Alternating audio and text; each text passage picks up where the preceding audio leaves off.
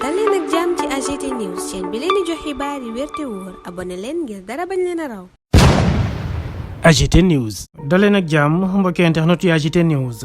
comme ni ko avocat am di maître Ciré Clédor Ly waxee woon Ousmane Sonko dafa sonn lool lu ne mel Pape Alé Niang dëggal nag ko ci live bi nga xam ne def na ko démb mu dikkaat ci li nga xam ne moo doxoon ci diggante waa Yewwi Askan Wi ak Ousmane Sonko biñ demoon seeti ca hôpital principal. li waral nag mënuñu koo gis moom Pape Alé Niang mu ne ki di Ousmane Sonko dafa sonn lool faible ba mënul daal di gisante ak délégation bu Yewwi Askan Wi nga xam ne toogoon nañ ak Serigne Mountakha mu am tàndarma gum leen joxoon ngir ñu jox ko Ousmane Sonko waaye nag yaramam toll woon na foo xam ne mënuñu gisante ak moom bien vrai que amoon nañ ay permis de visite yoo xam ne doyen des juges moo leen ko daal di jox ba tax na Sonko mi ngi ci phase bu critique bu ñu sukkandikoo ci Pape Alé Niang moom mi nga xam ne mi ngi sàkku ñu daal di koy libéré comme ni ko kilifa yu bëri daal di defee comme ku ci mel ni Serigne Cheikh Saliou Mbacké moom mi nga xam ne Pape Alé Niang fësal na aw photom bu mu àndee ak Amadou Sall di doom ci président Macky Sall moom mi nga xam ne Pape Alé Niang ci benn postam mi ngi doon xamle ne yabaloon nañ ko ci waajuram di président Macky Sall ñeel mbiri Ousmane Sonko waaye ba ba tey amul benn tontu boo xam ni tukkee na ci ñoom dellu si ci Serigne Cheikh Saliou Mbacké jamono jooju nag ñi nga xam ne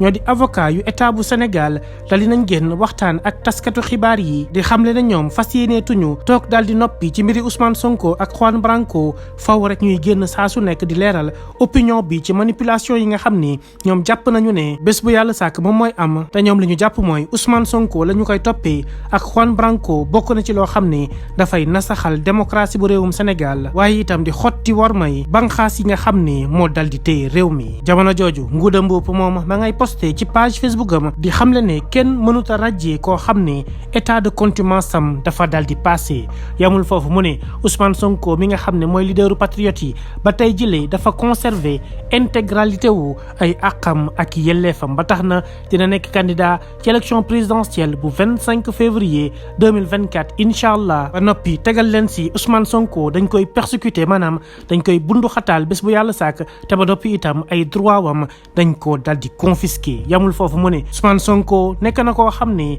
nit ku honorable la patriote la ku bëgg am réewam la kon nag dañ ko war a dal di libérer loolu mooy kaddu yi nga xam ne Ngouda Mboup fesal na ko di sàkku liberté ci Ousmane Sonko comme ni ko Pape Alé Niang defee ñoom ñëpp benn exigence dong la ñu am mooy Ousmane Sonko génn fa mu nekk dal di ñibbi këram. AGT News. Amis internautes de AGT News, bienvenue. Pape Alé Niang est revenu sur la situation sanitaire d'Ousmane Sonko. Il a tenu à expliquer la rencontre entre Ousmane Sonko et la coalition Yewwi Askan Wi à l'hôpital principal de Dakar. La délégation, malgré les permis de visite délivrés par le doyen des juges, avoir accès au président Ousmane Sonko. La seule raison est qu'il est mal en point. Il ne peut pas parler correctement, raison pour laquelle il ne pouvait pas les recevoir. Cette délégation qui était partie voir le khalife général des Mourides Serigne Mountakha Bassirou Mbacké qui leur avait remis des dates pour que Ousmane Sonko puisse arrêter la grève de la faim qu'il a entamée depuis plusieurs jours. Nombreux sont ceux qui demandent au président Macky Sall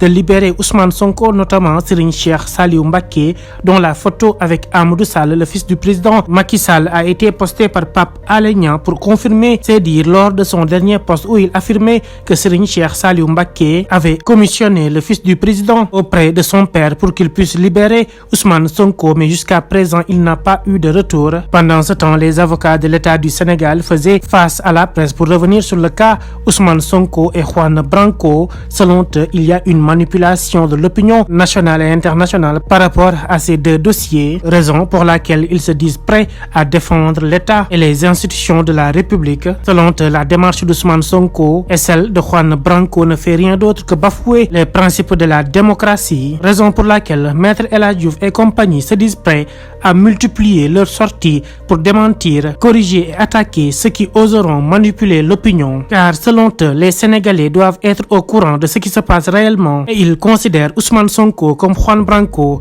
comme des menaces pour l'État du Sénégal. Celui qui ne considère pas Ousmane Sonko comme une menace, c'est bel et bien Mouhamadou Ngouda Mboup. Selon lui, nul ne peut radier une personne dont l'état de contumace est dépassé. Ousmane Sonko, leader des patriotes, conserve l'intégralité l'intégralité de ses droits. Ousmane Sonko sera candidat à l'élection présidentielle du 25 février 2024, Inch'Allah. Ngouda Mboup d'ajouter, Ousmane Sonko est persécuté, ses droits constitutionnels sont confisqués. Ousmane Sonko est un citoyen honorable, un patriote convaincu. Il doit être libéré. Tels sont les propos tenus par Ngouda Mboup. Par rapport à la situation d'Ousmane Sonko, son éligibilité, une question qui préoccupe toute la population sénégalaise, car le débat se pose tous les jours. AGT News.